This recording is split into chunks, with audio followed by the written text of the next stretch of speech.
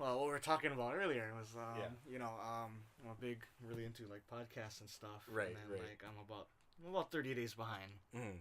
And just the past couple days, just listening to the episodes, trying to get caught up, Mm. they finally got to the portion about when Stan Lee died. Right. So, I was thinking, it's pretty heavy, man. Like, the fact that everyone knows who the guy is, like, everyone that goes to the movies, Yeah. even if they haven't read comic books, Mm. just that they watch the movies, they're part of his, they're part of his fandom. Which, Right. he worshipped his whole life, He lived to be 95. Yeah. But then, like, I don't know. I thought it'd be a good start because Mm. he created Daredevil. No, yeah, definitely. And okay, so like when I heard he had passed, it didn't hit me until like later on during the day. Mm-hmm. And then I started to think about everything that he had created, from like my personal favorite hero, Spider-Man, and how he made something where like it was just an ordinary teenager. He was blessed with these extraordinary abilities, and it was the first time that it wasn't a man superhero. It was just this kid, and I think it gave a lot of hope to a lot of younger people, and it certainly gave hope to me as just like a person, even though I wasn't born at that time. But his story is just, lived on, and it reached me eventually, and I think a lot of people are able to connect with a lot of these Marvel characters. Like, for me, Spider-Man was a kid, he was a nobody, and he rises to the occasion. And then Daredevil is, he's handicapped, but he's one of the best fighters in the Marvel comic books. It's very inspiring what he had. Except in created. season 3, he gets beat up by everybody. Yeah, see, that's a whole thing that. Okay, so we'll get into that later. Yeah. No, but like Stan Lee started. Don't quote me on this, but I think when he started writing comics, it was during the Silver Age, which is a little bit after all the Superman stuff and whatnot. Right. It's a little bit after Ditka made Captain America and stuff, and like what Stan Lee started with Fantastic Four, and then eventually Spider-Man, and then everything else that he created. Right. He made his characters relatable. Because, like, how can you relate to Superman? This is why I don't like Superman. Right. I don't like the movies. I don't like reading Superman. Yeah. Except All-Star Superman. That's the one. That's a really good one where he dies. Did you read that one? I did, and I think that's the best Superman because story. you can relate to that, because he's ending. He's mortal. Right. So I was like, exactly. I can read this, but, besides that, I hate Superman. Yeah. He has every power. Yeah, it's boring reading about an invincible character where all he has to do is just try harder to win. Like, if you watch Justice League, the cartoon, he's the damage sponge. Yeah. He's the guy that goes in and gets beat up, and then, like, Batman and Wonder Woman and, like, GL, they gotta, like, figure stuff out. Right. Meanwhile, Superman's getting, like, raffle stomped by whatever huge buff alien guy they're fighting at the time. Right. So I was like, I don't like this guy. He's not gonna die. Mm-hmm. He dies sometimes, though. So yeah, like that's like the cause of like plot inducted stupidity. Yeah. Like with Doomsday, they were like, okay, well we need to make him like injured or hurt, and they did it, and they killed him, and then they backtrack and are like, oh, you know what, he was kind of marketable, so let's bring him back, and that whole fiasco was, it was just an entirely different thing that was completely unnecessary. His only weakness is a rock. Is rocks from his planet. Right. Which is like infinitely far away. Yeah. I think they started to add like weaknesses to Superman later on. Magic. Yeah, but that was like later on, right? Shazam's coming out Yeah. pretty soon. Shazam can beat up Superman because his powers are derived from magic. Yeah. That's so funny. I actually wrote this down that I wanted to talk about. I wanted to talk about some other stuff before we get into like the main meat of it, but some of these trailers for the superhero films are coming out. I like half of them, and then I don't like half of them. Which I like the Shazam trailer. That looks funny. It looks new. It looks like it's gonna actually be good. You don't like Aquaman. I don't like the Aquaman trailer. I haven't seen the movie yet. I know it's out, but I haven't watched it yet. But it's weird because like we live in Hawaii. Yeah. And he's like repping Hawaii hard. Right. As Aquaman. Yeah. doesn't fit the character, man. Yeah, he's doing stuff. I don't know. Maybe people in the mainland will be like, oh, this is a cool character choice, but to us it's like he's acting like a local boy, but he lives in Atlantis, and he's an orphan that grew up at a lighthouse. Right. Yeah. Why does he act this way? Doesn't look like he grew up in Hawaii. Right. From the looks of that lighthouse. Yeah. It's funny because like when I saw makes me nervous. When I saw Justice League, I actually really liked the take of Aquaman. I like what Jason Momoa did with the character. Oh, the part when he went to the fishing town. Yeah, I don't know. Cool. There was something about his portrayal of the character that made me really like him. Like, I guess it was his biker, no nonsense, sarcastic attitude or whatever. But I like what Jason Momoa did. Steroided out. Yeah. But I don't know if that kind of character can stand alone very his well own movie for like 2 hours. Yeah. And that's the same thing the same gripe I have with a freaking Cyborg. He's getting his own movie, but like, how are you gonna? I don't think it's happening. Really? Did they call it off? From what I know, the DCEU, so Warner Brothers. Yeah. They're solely banking on that Wonder Woman made money. Yeah. And Suicide Squad made money. Right. So they're kind of their future goals after Justice League tanked was to bank on all these like female supervillain movies. So, right. Like, fortunately, we're gonna get a Joker movie, which I don't know, with Joaquin. And I think it's gonna be great because you never saw, you were never really here. I am excited good in for that. it. He's good in that. Oh, that's right. I didn't watch You Were Never Really Here. He's good in every movie I've ever seen him in. I have yet to see a bad performance from Joaquin Phoenix. I don't think he can fail. Yeah, I think... Yeah, I certainly agree with that. I think Joaquin is an excellent actor. He's one of my favorites. Todd Phillips as a director, he made like one good Hangover movie. The first one. And then I don't know what else credibility he has. Yeah. DC has a lot of inconsistent credibility, but I'm gonna hold out faith because it looks like it's gonna be a new take on a superhero movie, which I'm excited for. But the thing that's why Henry Cavill is gonna leave is because he's Superman shelved right now. Right. Yeah, so they're not using him, so that's why he wanted to just leave, right? Yeah. Even though he's supposed to have a cameo in the Shazam movie coming up. But I don't know if he did it or not. From what I read, I don't think he's in it at all. I think he like walked away before they wanted him to film his cameo or whatever. But they're making the Birds of Prey movie with Margot. They're making a Margot and Jared Leto Harley Quinn Joker movie. It's a little late for that. So many Jokers these days. Yeah, and they're like they got Batwoman coming out on CW, right? And then they might be working on a Supergirl movie. That's what I heard. And if history repeats itself, it's gonna tank. The future is female. Well, at least for the DCEU. Yeah, but here's the thing. This is my gripe with it. They can't rely on the sole fact that a woman is in the forefront of the movie. They have to make sure that movie is freaking solid. They have to make sure that movie is good. They can't expect to just put a woman on the poster. And it's gonna make money. Yeah. It has to have like material behind it that's actually compelling. And I feel like DC is gonna mess this up because it is a good time to advertise women in front of a superhero film, which is true. But they need to have really good material behind it. It's messed up because they're trying to be current Marvel. Yeah. And the thing that what Marvel did was they used years to set up to the Avengers. Yeah. And they used years to set up to Infinity War. You know, and like, you know, the last trailer that came out, I was like, man, they're like, the Avengers trailer. The Avengers trailer. Yeah. I was like, this is, it's grand because there's so much time that we've invested as an audience into these characters and the storyline and this world that like everything's important now, you know. But like when Justice League came out, they've only been making movies for like, you know, 2013, I think. Yeah, so they started kind of late because it started after Christopher Nolan finished his Batman saga, you know. So like they're trying to make you feel attached to these characters, and you're not attached to them. Right. Yeah. And I agree with that absolutely.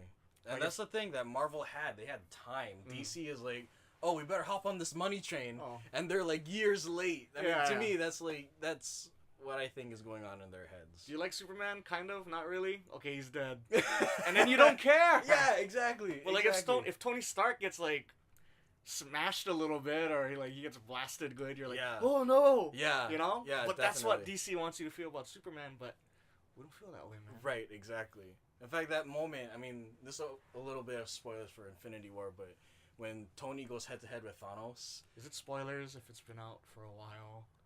Well, I mean, there's still like people that are like so butthurt about If it. you didn't watch it yet, then sorry. spoilers. Yeah. So like when Tony goes head to head with Thanos, and Thanos stabs Tony. Mm-hmm. Like my theater anyway had just this moment of everyone gasping in. Yeah. And Marvel does that very well with its character. You are invested with them, you care about them, and if there's a possibility of death, you're like clinging on to the armrest because you're scared of what's going to happen. And Marvel succeeded in making an ensemble movie something that people can actually be emotionally invested in with so many characters, not one specific main character. Yeah. I mean, other than Thanos, it's his movie, but you care about every single person, and you care if they pass away or not. Yeah. You know. This year's been the Josh Brolin year. Yeah, really, seriously. But I even saw that movie he was in. What was it the Only the Brave? That firefighter. Oh, I didn't see that. It wasn't that bad, man. Really? I actually watched it right before I watched your show for like the second time. My show. Oh, yeah. Or after.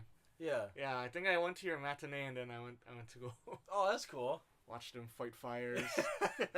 But yeah, like the Avengers trailer is the Endgame trailer I really liked. I think it's a lot of mystery. Yeah, you got Thor just sitting being all emo because Yeah. he could have saved 50%, Yeah. but he didn't. Thor has so much emotional baggage to Yeah. him now.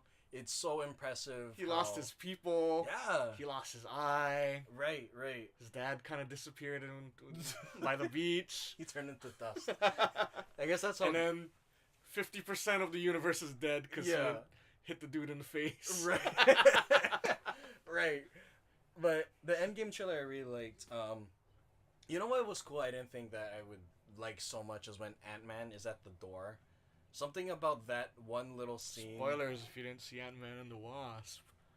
Oh, that's their fault. That is their fault. That's their fault. That came out after. Yeah. I mean, like if you haven't seen it, then that's shame on you. But I mean, No, but they needed you to feel kind of good and like. yeah. You know, like if anything, Ant-Man is the comedic dude Yeah. of the Marvel universe. So.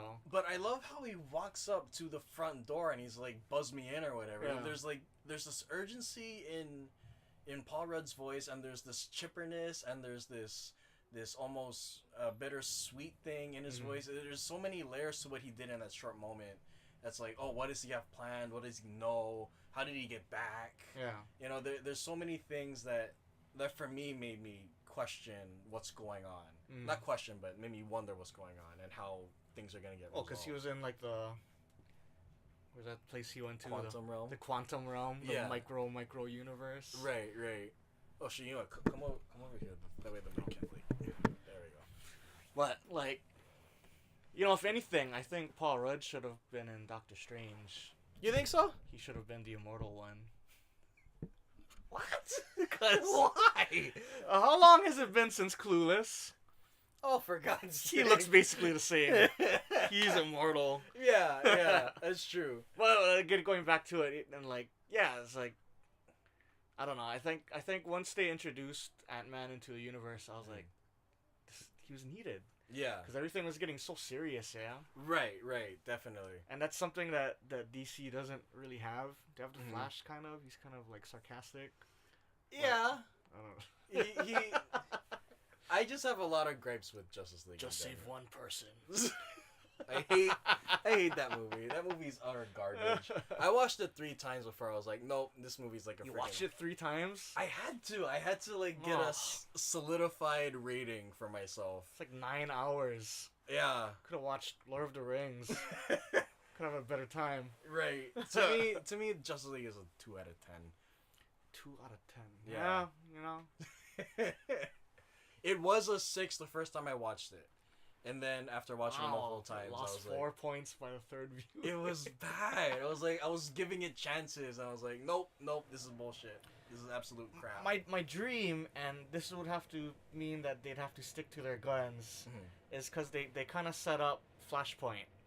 Yeah. With the Flash going back and giving Bruce that warning, right? Right. After that weird dream sequence. Yeah. Oh, crap. But, like, if they stick to their guns, they can Flashpoint, and they can fix everything, and they can recast everybody. That's true. Because they can have Wally West, like, change everything, and then you'll have a new cast. You can have, like, you know, new Superman, new Batman. Right, like restart everything. That'd be the best kind of restart. Yeah. Is by, like, making it a movie. Right. About restarting the DC universe, you know? Yeah, definitely. But I don't think that's gonna happen. Yeah, that's what I think too. Oh, but yeah, I wanted to talk about what did you think about the I think this will be the last trailer, but the Captain Marvel trailer. I'm not sold yet, man. No, me neither. Me neither. Like, okay, I know Brie Larson is a great actor, and she has an Oscar. I don't like her in the But trailer. she's not doing anything for me, man. Like, dude. After the first Captain Marvel trailer came out, I was like, oh, okay, they're just kind of keeping it secret. Yeah. But, like, she doesn't smile. Right, yeah. She's, like, serious all the time. Yeah. It's like, what's going on, man? Yeah, I don't, I mean, like, well, I mean, for me, it's hard to judge movies based on trailers, but the trailer itself, it did nothing to make me want to go see the movie. Mohawk thing was cool. And yeah, that was cool. And the biggest letdown is, like, they ended the trailer with Samuel L. Jackson petting a cat. I don't get it. Yeah, well, like, the cat's, like, her pet. It's like a octopus monster. Oh, really? Yeah. Well, in the comic books, it is. Does he have a special relationship with that cat via comics history? I don't think so. So, I mean, like, it was weird. Yeah, the way they ended the trailer with him petting a cat and almost too emotionally invested in the cat made me question, are they trying to make me laugh? Yeah, what's going on? What are you trying to do to us? Yeah. I think it was an odd decision to end it there. I mean, it's not a good joke. Yeah. I don't think there's a joke period. We get to see Captain Marvel go Super Saiyan, you know? That was, yeah, definitely. But, it's just the trailer itself, Not sold yet, man. Yeah, I don't think it missing. was... Right. I don't think the trailer was very good. Because I think what they're setting up is for her to be the new Tony. Because she's really? They're setting it up where she's, like, the leader of the next Avengers after, like, you know, Robert Downey leaves and Chris Hemsworth, because they're going to keep Doctor Strange, Spider-Man, and they're going to, like, start their own thing. And then I was reading about the Russo brothers aren't going to direct until they do Secret Wars. Really? Which might be, like, another, that'll 10 years. That'd be interesting. The future is promising, though, because Captain Marvel's coming out. Yeah. I think the other Captain Marvel, which is Shazam. Oh, right. I think he's going to have the better movie. I think so, too. Because it looks comedic. Yeah, I think so, too. Like, playful. It's what DC's been needing. Right.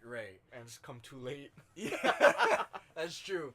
You know, the funny thing is that a lot of people were excited, right, when Brie Larson was cast as Captain Marvel, and I was too. Oscar award-winning. Yeah, and actress. I think she's a fantastic actress. She's wonderful in The Room. I've never seen a bad performance from her in a film yet. Anyway, for me personally, I listened to her singing in Scott Pilgrim maybe once a month. She has the better voice for that particular song. Better than the original, yeah. Yeah, definitely, absolutely. Okay. Agree on that. But just like I said, the movie could be totally different. I might absolutely have a performance. It'll probably be good. Well, you know, Kevin Feige's like the master magician of Disney right now. So right. Yeah. What's the worst movie that came out recently? Recently, Spider-Man. Wait, which one? Homecoming. Oh, that's right. You didn't like it, yeah? I didn't like Homecoming. I gave Homecoming an 8 out of 10. Did you watch it more than once? I did. I liked it. You liked it the second time? I liked it the second time, yeah. I liked it less the second time. Wow. First time, I don't know. First time, I think because I love Spider-Man so much that I want it to succeed. Right. That I got tricked. It's kind of boring. Oh, really? I don't know. I don't really... I liked like the comedy, or like I like the high school vibe it had. Wait, let me rephrase it. I liked the superhero movie mixed with high school shenanigans, and to me, it was a superhero version of Ferris Bueller's Day Off. Yeah, basically the whole movie is an homage to John Hughes. Right. Yeah. And absolutely. like his almost like every scene is like inspired in some type of way. Yeah. Yeah. Even like the dance at the end, it was like I was like, why are they doing like a? I've never been to like a '80s themed dance before. Right. I was like, okay, tribute. Right. But yeah, I liked it a lot. But I don't know. I really hope Captain Marvel is at least good. I hope. I don't have high hopes for it though. Oh, here's my thing too. Why are we getting a Captain Marvel movie? Like, what's the point? Why don't we just like wait until friggin'? Why? Yeah. Why? Because DC came out with a Wonder Woman movie. I think that's why. For God's sake! I think that's why they're like, oh no, that's the competition. I feel like that's why they started like, cause like it's not really necessary right now. No, it's not. To me, it's not. Cause like, well, James Gunn issues aside, they already have like an established space thing going on. Why do you need more space stuff? Like, exactly. Yeah. Honestly, I don't like space stuff. Yeah. Cause like, well, it goes back to the Superman thing, but like. X-Men's my thing. I love X-Men. Yeah. But anytime they involve like the Shi'ar or like anything in outer space, the Brood, I always check out. I like everything on Earth. Right. Absolutely. Yeah. So. But I don't know. Well, Kree. The Kree got introduced in Guardians, so. Yeah. But I mean, even then, the Kree's introduced in Guardians. So why does Captain Marvel need a? Why didn't they just make a Black Widow movie? I think that would have been more. They're still planning on it, right? I think so. Her? I think so. Cause like Scarlett Johansson's put in the work, man. Yeah, and I think she's a. It almost feels too late. Like. Yeah. She should have had her own movie by now, and like it's kind of like, well, she's already been in so many. You know, have side character moments like. You know what I think, and I don't know if maybe the executives have the same mindset, but like. I think some characters work better as side characters and not main characters. Like for me, right? Black Panther shouldn't have been a movie. Yeah. I think Black Panther works better as a side character. Because he was awesome in... He was, yes. In Civil War. I was like, this guy's awesome. Yeah, he was my favorite character, hands down. And he was obviously the best fighter in that entire movie. And then they come out with Black Panther, the movie, and I felt almost completely uninvested. Yeah. Like, I almost didn't care because I knew everything was going to be fine. Because no matter what, he's going to be the king of Wakanda. Yeah. And that's my gripe with it, too. There's nothing that happens in the movie. He's king in the beginning, and he's the king at the end. Well, I told you about my how I fixed it, right? Right. Start the movie with his father's funeral. And then he doesn't ever get to be crowned king. Before he gets crowned, Michael B. Jordan's character comes in, steals it from him. Right. So then that's how he set up his story arc. He was like, no, I need to be the and then he becomes the leader by reclaiming the throne. Right, and see that would have been so much more compelling because we get to see him earn something. Because where did we last see him? The last time we saw him. His father got killed by that bomb. Right. And then he was like talking to what was his name? Zemo, yeah. On the rock. The rock. And he doesn't kill him. Yeah. So like I want where was that? There's like missing time, Yeah, exactly. I mean like I said, I felt like Black Panther is completely uneventful. And if you remove it from the Marvel Cinematic Universe films, you miss absolutely nothing. Yeah. It doesn't add any relevance to the overall big picture, which shouldn't degrade a movie, really. But in the context of like spectacle and the fact that Marvel is so much bigger than one singular movie, Black Panther adds nothing. Yeah. It adds absolutely nothing to me. It was fun. Yeah. I mean, Well, the side characters are fun. the side characters are fun. Andy Serkis is just fun to watch. He's wild, dude. Yeah. And I don't know what kind of testosterone he's on, but he got yoked out for that movie, man. He looked big. He's on that Hemsworth juice. But no, I mean, like, it's a fun watch. The acting is all really good, in my opinion. I think there's not one flawed performance. I think every single actor is amazing in that movie. Except the lead. Oh, that's right. You didn't like the lead, yeah? You didn't like... boring. I liked him. I thought he was good. I like Chadwick Boseman. No, I like him too. I like Chadwick, but which goes back to my original point, was that nothing interesting happens to him. Right. You know, he has no redemption. He has no journey. He's king, and then he loses king, and then he becomes king again. Right. It's just a two lines going back and forward. Yeah. I want a journey. I want him to discover something about himself, and I want him to, you know. That's I totally agree with that. Earn it. Yeah, exactly. Because he never earned it. Yeah. It was just his to begin with at the beginning, and I was like, I'm checking out of this movie. Right. Oh, his sister's cool. She's funny. That was like my favorite part of the movie. Right. No, that's my issue with the entire movie. Like, nothing felt deserving. Nothing felt earned. I mean, like, it's all right. It's an all right movie. Yeah. Okay, so.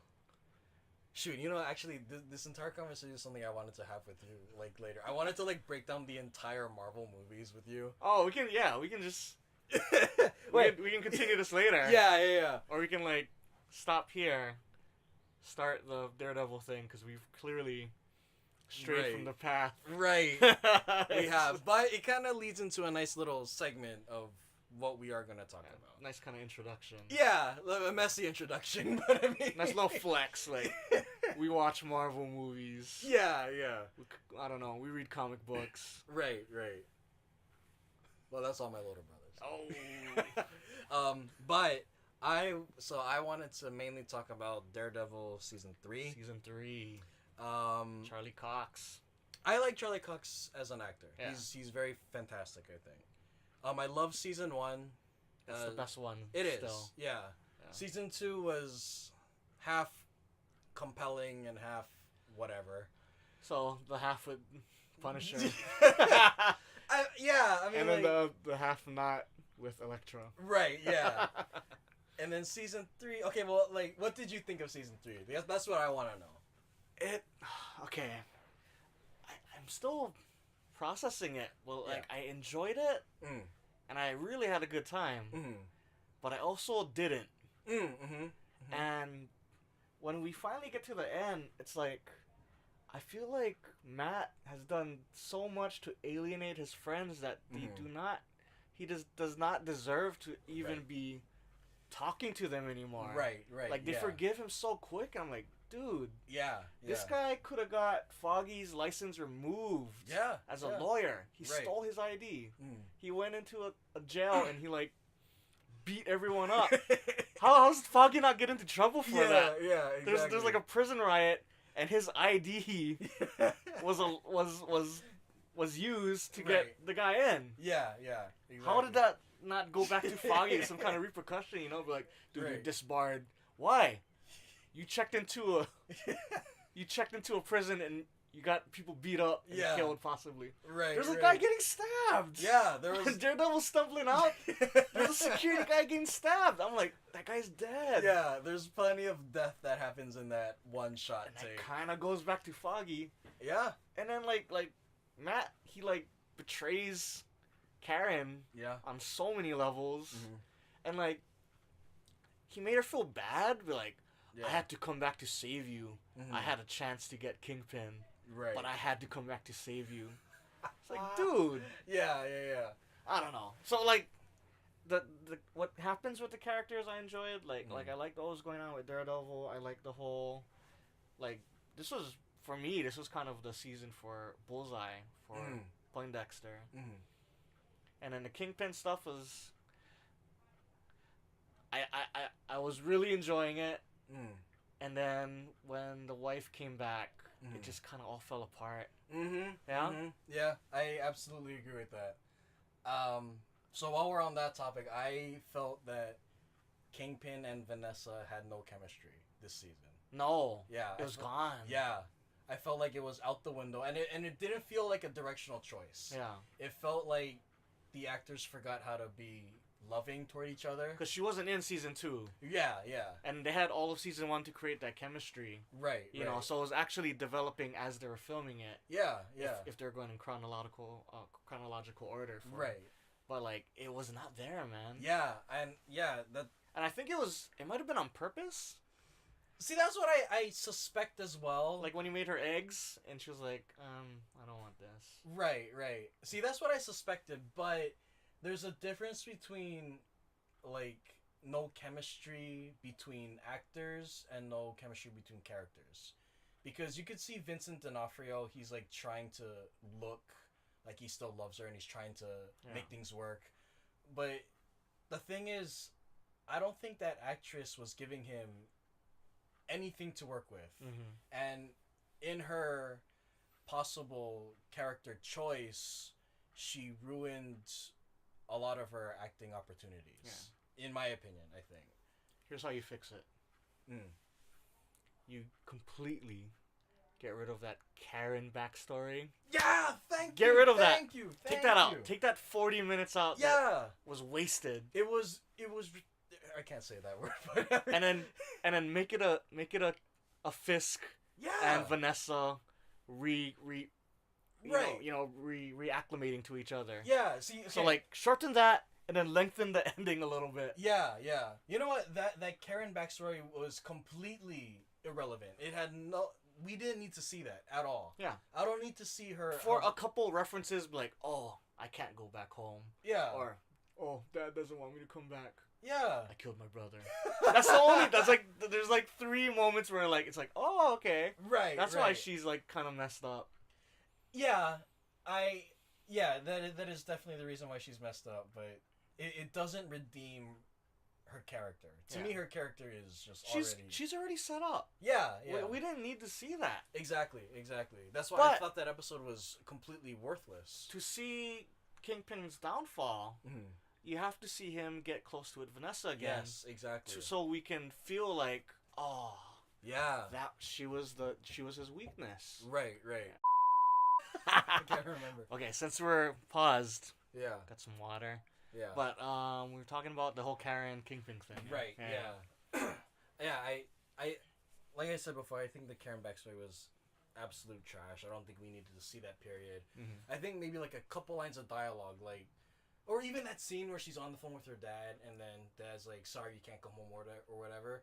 I felt like that was good enough to the illusion of something must have happened so bad, or like even they say before that, you know. I just thought her dad was a dick.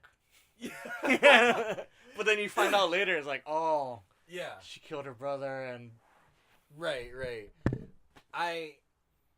But yeah, I mean, like, I think there could have been a better way of handling that entire backstory without us sitting there for 40 minutes. Like a couple lines of dialogue. Every minute that went by, I was waiting for it to cut back to like Karen waking up in like cold sweats, be like, "Oh, I can't go home. But I was like, when is it happening? And I was like, oh, it's like the whole episode, man. Yeah. It's terrible, man. It was really bad. So. But okay, so for me, right, I hated season 3. You hated it? I hated it from almost start to end. You didn't like the bullseye stuff or detective? What was it? Nassim? No. Nadim. I liked bullseye fighting. I liked the fights. The drama was trash. It felt like a soap opera. That's the best word for it. It kind of felt did. Like a soap opera. It was kind of heavy. When they made the whole mom reveal, yeah, I was like, man. Okay. That mom reveal was completely stupid. I know what happened. Save that for season 4. Season 3's got too much going on right now, man. Like, I get that it's part of the comic books, right? The nun is the mom or whatever. I get it, but the way that they handled it was so stupid. First of all, the nun knows that Daryl has supersonic hearing. Yeah. Like, that didn't occur to her. Yeah, she should have known when she's praying and be like, oh, my son can hear me right now. Yeah, like, I shouldn't that didn't... be saying this. Like, what, she just completely forgot? Like, Yeah. what happened there? And the way that the dialogue was written when Charlie Cox or Daredevil, he's like, Mom? I thought that was a complete laughable moment. I actually busted out laughing. Where he's boxing the punching bag and he falls to me and he's like, Mom. I was laughing so hard. I couldn't help myself. It was a terribly executed moment. Mm-hmm. That... Well, actually, I hesitate to say if it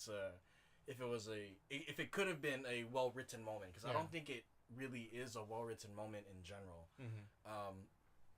But yeah, the only thing I like about this season was the fighting, which took place for 5 moments or so.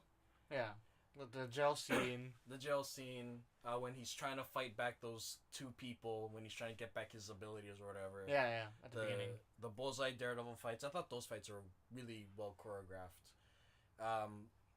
And then the fight at the end was pretty cool. I liked how brutal it was, especially with Kingpins. The three of them fighting. Yeah, I thought that was cool. But other than that, the drama and the dialogue especially, the dialogue was, it didn't sound like real people. It sounded like a bunch of people trying to write for human beings that have never had a real life conversation before in their lives. Yeah. Like, I don't know. I just didn't like the way it was written. I didn't like how artsy it was either. You know, when they were doing the whole Kingpin getting to know Poindexter thing, or he's like watching his childhood, I was like, okay, this is kind of weird. They could have done this a little bit better. Right, exactly. And then, like, we talked about this previously, but, like, the thing where Matt was seeing his dad. Well, not just his dad, but Kingpin. Yeah. Was, like, he had, like, Kingpin, like... Visions talking to him. And then it was his dad, and then his dad turned into Kingpin, and I was like, what is going on right now? No, I hated... Okay, those were, like, the so bad that it's good moments for me. Yeah. Like, every time Matt was talking to a hallucination, I was just cracking up because I thought it was so bad. But, oh, yeah, you know the backstory with Bullseye? Mm-hmm. I felt like they shouldn't have explored it. Really? I really sincerely feel that way, because, one, the kid actor was really bad. The kid actor sucked. Oh, the one that... Yeah, he's like crying, like, if I pitch perfect game, baseball guy, then maybe. I was like, oh, for God's sake, you're really gonna say if you pitch a perfect game, your parents are gonna come back to life? Yeah. Like, are you that freaking stupid kid? But yeah, I thought the kid actor was bad. I feel like if they left the backstory out and didn't specify anything, or maybe Kingpin just looked at the file, but we don't know what it is. Mm-hmm. I feel like it would have added a layer of suspense and fear of what Bullseye did. Yeah. Or what his backstory was. I feel like exposing his backstory ruins him as a character. That's what I feel. I don't know. I thought it made him more interesting to me. Really? The fact that he had, like, a mental illness and, like... Mm-hmm. I don't know. He made it seems, like, more fun for me, like, the whole bees buzzing thing when he was being triggered and stuff. I was like... Oh, did you like the buzzing noises? Yeah. Oh. You didn't like that? No, I hated it. I thought it was so bad. Yeah, I don't know. Yeah. But you know what? I think I would have maybe liked, because you said that you liked the backstory, right? And how he's mentally ill. Mm-hmm. And then he needed, like, a true north, right? Right. I felt like maybe I would have been invested if it was executed so much better and written better in general too, because I wasn't buying any of it. It honestly felt like I wasn't in the moment with these people. I felt like I was watching a production go horribly wrong. Oh, and they're trying to, like, fix it somehow. Yeah, that's what I felt. I wasn't with these characters. I was watching a production completely and utterly fail. And, like, adding to the whole Bullseye thing. Yeah. If Kingpin is so strong, like strong, but, like, smart. Yeah. That he can control the lives of all these people. Right.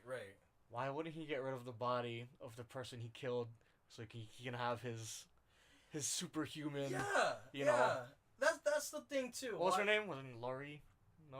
Oh, frick, what was her name? Call center girl. Call center girl. What? Lori? What was her name? Oh, well, like, he just had her in a freezer. Yeah. Why didn't he get her chopped up and, like, just gone? Yeah, or, like, I don't know, like... That was his downfall. Right. It was a too convenient plot device, I think. Like, Kingpin is this intimidating gangster, really. Yeah. Who can make anything happen because he's so rich and powerful. And he doesn't have the common sense to, like, go out to the harbor and... Dump a body? Yeah.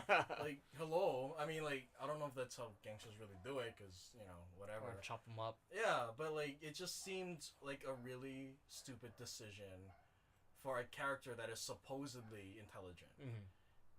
But, yeah, it was just the writing, really. The writing completely made this season fall apart for me. Yeah. Yeah, I just didn't like... Even the way that the characters talked was like, oh my god, are you guys people, or are you guys just... I don't know, it didn't feel like people talking for me. A small thing that really bothered me, too, was, like, how, like, whenever, like, Nadeem and Poindexter were together, and they were already working for Fisk. Right. They're, like, openly talking about killing people in front of civilians. Right, I was like, dude... Hey, you know that FBI guy over there? He's talking about murdering somebody right now. They're, like, speaking very loud, and I heard it. How were they not... Right. I don't know. And you know, the funny thing is... You gotta kill the nun. You gotta kill the nun right now. But, like, and, like, just, like, cops and, hot, emergency rescue people are, like, all around them. And I'm like, oh, man. They're, like, no shame right now. They're just, like, they have nothing to hide. Right. So the thing that bothered me, well, I mean, a lot of things bothered me, but I only saw a few good actors in the series. I think Charlie Cox does a good job with what he's given. What he's given is complete shit, but he does it the best of his ability. Yeah. I think Nadeem was actually pretty good. He was, like, my favorite character for the... Yeah. For the season, I think him and Bullseye. You didn't like Bullseye, but I like them too. I like Bullseye as a fighter. So Charlie Cox was good. The guy who played Nadeem was good. Vincent D'Onofrio, I like him as Kingpin quite a bit, even though the chemistry with him and Vanessa is non-existent completely. Oh, he's great. Yeah, Vincent D'Onofrio is great. Yeah. Like, halfway through the movie, I was like talking to my brother, or the series, just the season, and I was like, can you believe that's that guy from Magnificent Seven with the high voice? Oh yeah, that's right. Yeah. No, I think Vincent is a fantastic actor, and he does a really good job. But other than those three, that's all the performances I liked. I think Foggy was terrible. Well, he's always been terrible. Oh, really? I thought he was good in season 1. Really? I didn't like him the whole time. Really? Yeah. Well, that's interesting. Well, I don't know. It might be biased because, like, I haven't liked him since he was in The Butterfly Effect with Ashton Kutcher, right? Oh my gosh. Wow. He played his best friend, right? I forgot about that. Yeah. Right? Yeah. Was that him? Yeah, that's him. And, like, I never liked that movie. Yeah. And, like, seeing him in Daredevil, yeah, it always reminds me of the yeah. the badness of watching The Butterfly Effect. Yeah, I didn't like Foggy. Like, the actor himself, he was terrible in this season. It's absolutely bad. Not only that he's badly written, but, like, his line deliveries. Yes, exactly. Are so, like, okay, he's acting. Yeah. It's not that he's acting. He's acting. Right. Yeah. Right. Yeah, I agree. There was no sincerity to his portrayal in this season for me. But even his girlfriend, who the blonde bimbo, The lawyer. Yeah, her. Yeah. She was bad too. You know what I love about that scene where he's like all like torn up and then he makes out with her? Yeah. And then they kind of insinuate that they have sex afterwards. Right. But when they cut back to it, they still have all their clothes on. I was like, oh man, did they do anything? Yeah. even their romance is not forced. Yeah, I didn't buy it at all. Like, what, you guys genuinely love each other? Are you guys oof buddies, or are you guys roommates? You know, that whole DA speech too, where he's at the dinner scene. I was like, oh my goodness, it was bad. If I was actually in the universe of Daredevil and I watched this guy give a speech, I'd be like, this guy has no charisma. Yeah. Period. He's boring to listen to. I'd be recording it on my phone and booing at the same time. Boo! Shut up. It's I didn't like. Yeah, so the blonde bimbo and Foggy was bad. I didn't like Karen. I didn't like Karen at all, and I haven't liked her ever since season 2. Really? I haven't liked that actress since season 2. See, that's where my bias comes back. Okay. Because, man, when she was on True Blood. Oh, that's right. She's on that show, yeah. Yeah. See, I didn't watch True Blood. You didn't watch True Blood? Yeah, I never seen it. Is she good in it? Yeah. Really? She's like this is some True Blood fan lore, but she's like a newly created vampire made by Bill. Mm-hmm. And so she's like going through all this like fresh vampire stuff. Yeah. Like issues, because she's now immortal and she wants to drink blood. Right. Stuff like that, you know. Yeah. But so it's hard for me to like be like, oh, she was bad. Was she bad? I thought she was terrible. I thought her acting was, she was the definition of a soap opera actress for me. For me, anyway. Well, True Blood kind of is a soap. Oh, is it? Yeah, 'cause, like, you know, I went back because like I was watching some Karen scenes. I was like, oh, let me go back to True Blood and watch some of her her highlights from the show, and I was like, this is a soap opera. So the fact that she went from that to Daredevil and she's doing the same kind of acting. Yeah. Oh, okay. It's there. Yeah, okay, so like every time that she scoffs, she breathes, she shakes her head. Yeah. I was automatically irritated. It was like she treated every single situation as a crisis, and Kirsten actually observed that first. Like, I think we were watching the Karen episode, the flashback, and it was the scene where they're talking about getting a new grill or whatever, and she acts the same way as if she's being hunted down by Bullseye. Which is like, what is life and death to you, Karen? Where is the line drawn? Where does the anxiety go down? It was just, I didn't like her in this season. I thought she was I thought it was a weird reveal too when she told Kingpin that she killed his best friend. Yeah. I was like, you're gonna die right now. For what? Right. So he can go back to jail? Yeah. And then she had to run away after that because now she's gonna die? Right. Because he's not gonna ever forget that. Yeah, exactly. It was a strange turn. I didn't like the way that she was doing it either. Yeah. Oh, this is the thing. This is what I observed.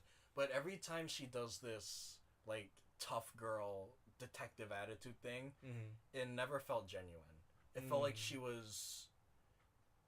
Instead of having her character evolve from season 1 to season 2, from Defenders to Punisher or whatever, it felt like she was just pretending and acting to be tough instead of actually being tough and hardened.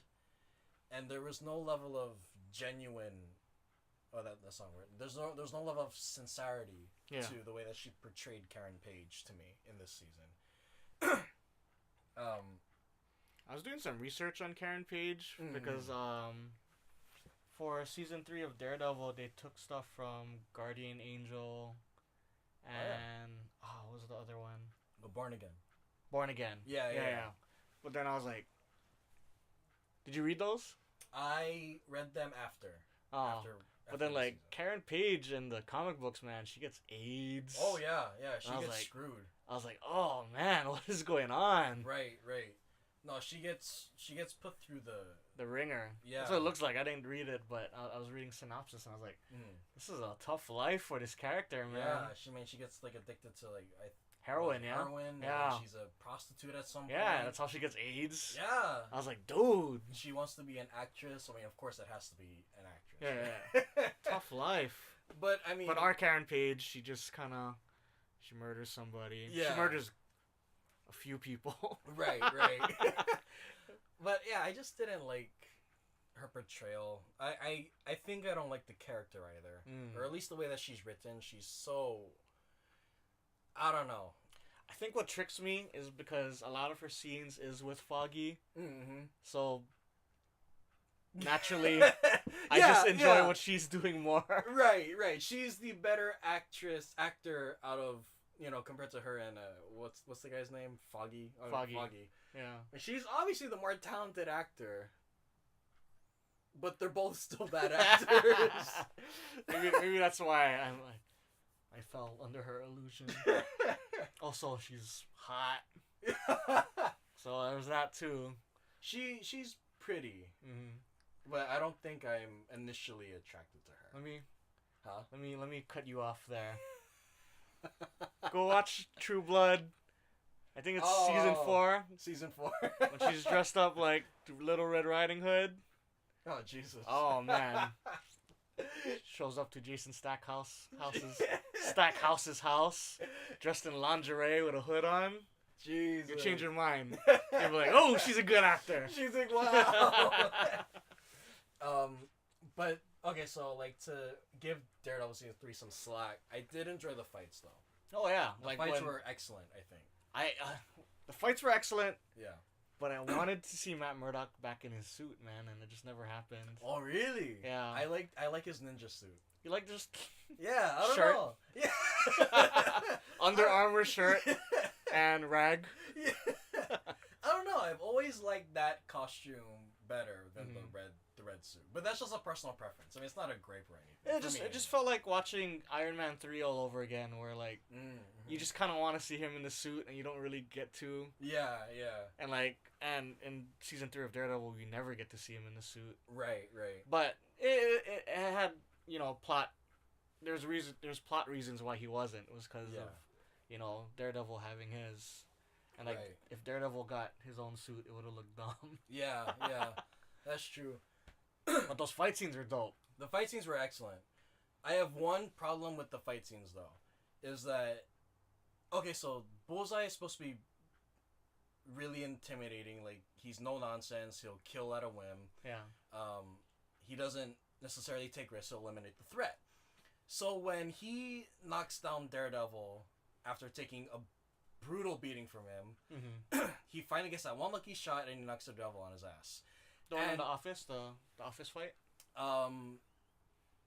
No, more so the church fight. The church fight. Oh, okay. Yeah, okay. because I thought that fight was really good, and Daredevil's obviously the better combatant, and Bullseye, he's getting used to fighting Daredevil, so he has to know or learn what's Daredevil's ticks or weaknesses or whatever. By the church fight, I feel like Bullseye had a better grasp on it. Yeah. And he's just able throw stuff at him. Yeah, and he's able die. to knock Daredevil down. And there's this good 1 minute time gap where Daredevil's on the floor, Bullseye is standing over him. He's an expert marksman.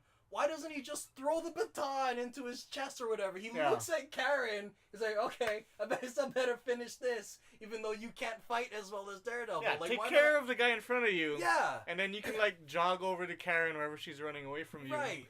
Why not eliminate Throw pebble. Okay, we're back. Take 3. Take 3. Take 3. Yeah. So we're talking about the church. Yeah, so like I said before, why doesn't Bullseye just eliminate the threat that could obviously put you in jail or worse, kill you? Maybe he doesn't like priests. maybe he didn't like the guy's face. He's like, I'm gonna kill this guy right now. It's crazy. Yeah, but even then, the way that he threw the baton, it didn't look like it would have hit Karen, period. No. You know what I mean? It looked like the priest's body and where the baton landed in his chest. Yeah. It was a good 3 inches away from Karen's torso. It was a straight priest kill. Yeah. It was nowhere close to Karen. Right. Or maybe a priest had some kind of Spider-Man reactionary powers. And he took the baton for her. But Yeah, I mean, like, that was just a big gripe I had with the fighting, is that some of the character decisions in the moments were not consistent with how the characters already were. Yeah. Here's a question for you. Yeah. You know when Bullseye stabbed Daredevil, or he with the scissors? He threw the scissors at him? Yeah. Did he take the scissors with him? I feel like he, in the office fight scene. Yeah. I feel like Daredevil bled a little bit. Yeah. In places. Yeah. Mm-hmm. And then people found it. Oh. I was like, it's interesting. I don't know. That was just something I was thinking about. Yeah. No, but that's true, though, because he limps out with the scissors in his shoulder, and he pulls that out at one point, and he leaves it there with all his blood and evidence right there on the freaking scissor. But... And then surely there's evidence left at the jail. Yeah, when he got beat up by the prisoners and the nurse guy. Right, there's all that footage, and there's... Well, let's forget about that. Okay, so what would you give Daredevil Season 3 a rating? Like, or would you give it... Yeah, well, like, what would you give it? Like a scale from A to F, or 1 to 10, or 4 to 4, or... I like to do 10. 10? Okay. Because you can't do like a 8.5 in A to F. Right. Well, I guess I could give it like a percentage. Yeah, a percentage, yeah.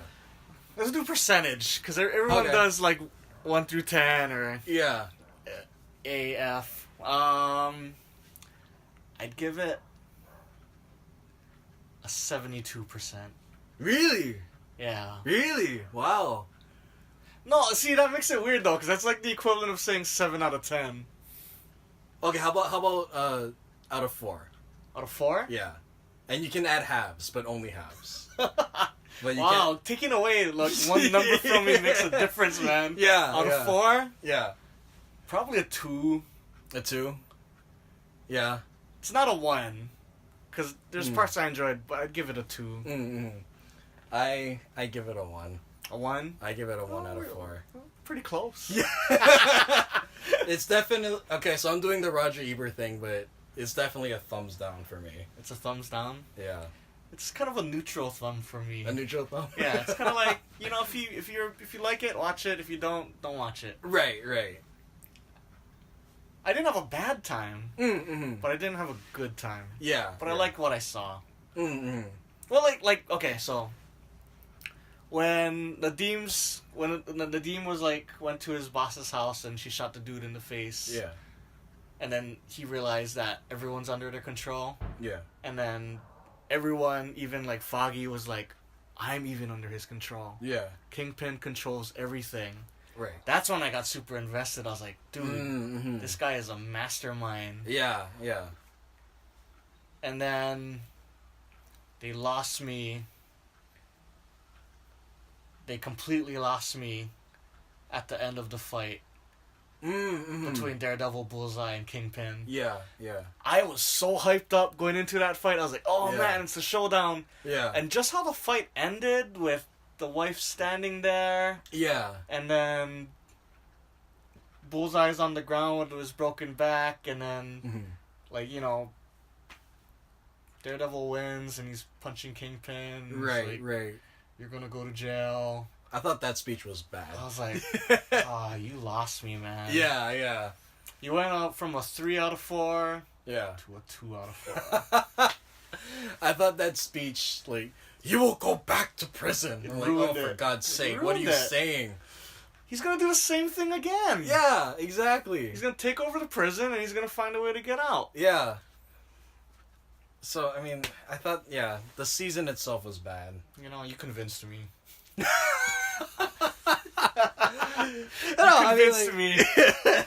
No, I mean, like, not as good as I think it was. It wasn't. I give too much chances. No, but you know, sometimes that's good, though. Yeah. I mean, it's good that you give it a chance because there might be things that are worth what the fuck? Analyzing? Analyzing? There it is. What? Analyzing. But you know what? I didn't give Daredevil as much chance as you gave Justice League. You saw that movie 3 times. Yeah, I did, and my ratings are... I guess Why don't now... you watch Daredevil 3 times, and then you might... No, because I hated it off the bat. Okay, so Justice League for me... Oh, actually, we should review that another time. Well, yeah, we can have a whole episode just talking crap about Justice League. Justice League doesn't deserve any stars. Yeah. At most, maybe half star. Half star out of 4. Yeah. Half. Ooh. It's too much. This is too much? You think it's too much? I hated it. It's too much.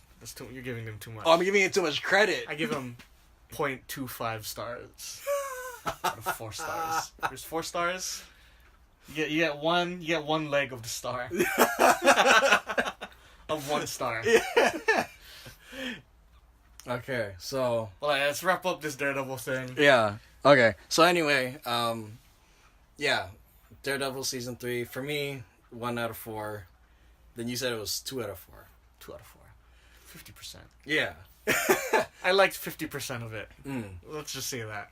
Okay, so the next time we talk... Okay, hopefully by the next time maybe Will is going to join us, hopefully. Yeah, that'd be cool. Because he actually has a lot to say, and he's actually really smart when talking. He's smarter than...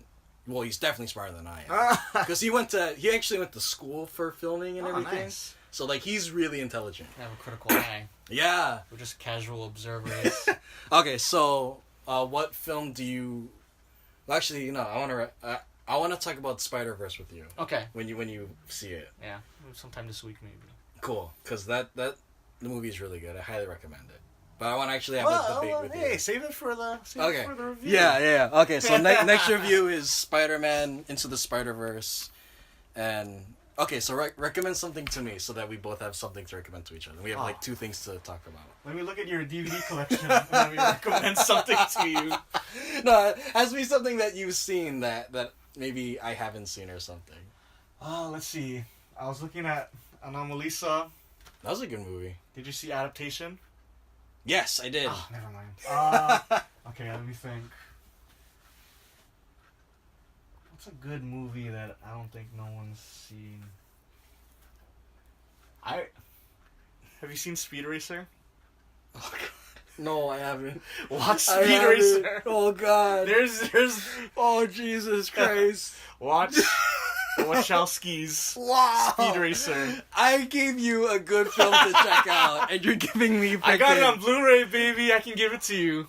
Okay, fine. Give it to me. Let me watch it and watch Speed Racer, and then we can have a chat. Okay. That'll be a fun, throwback review. Okay, sounds good. I'll watch Speed Racer, and you watch Spider-Verse. All right. Oh, man.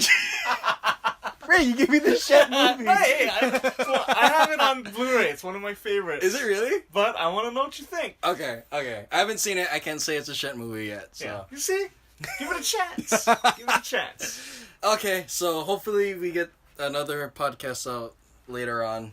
Until then, I don't know. Wait for us to put out something. Just sign out. Wait for us to put something else out. Wait, you sign us out. I don't know how to sign out. Okay, bye. Oh, that's just...